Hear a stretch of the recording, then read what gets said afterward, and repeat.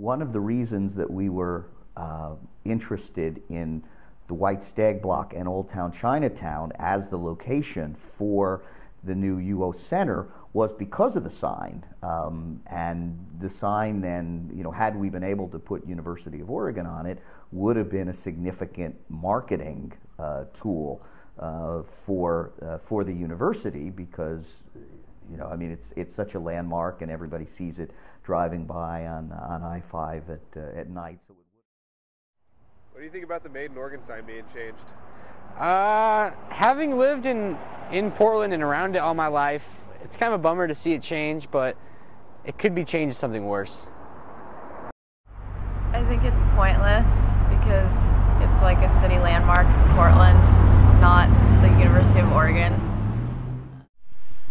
Preservation is essentially just an extension of the will of the people. Something doesn't get nominated unless somebody cares about it. That's the same thing of whether it's a person or whether it's a building or whether it's anything in history. It lives as long as it's remembered.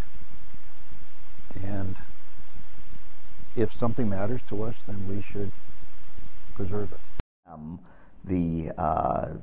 The controversy over the sign represented a case of duck imperialism.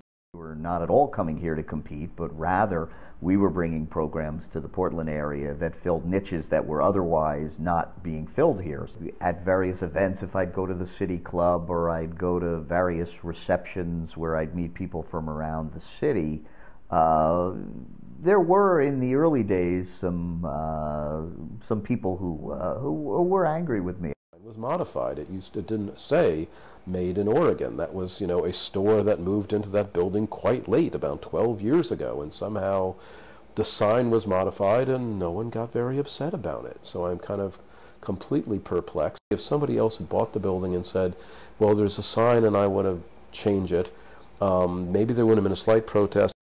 They're not doing anything that actually is outside the design codes. But to push it to a point where ultimately they remove the sign or they keep it in the dark would be a bigger loss, I think, to the city.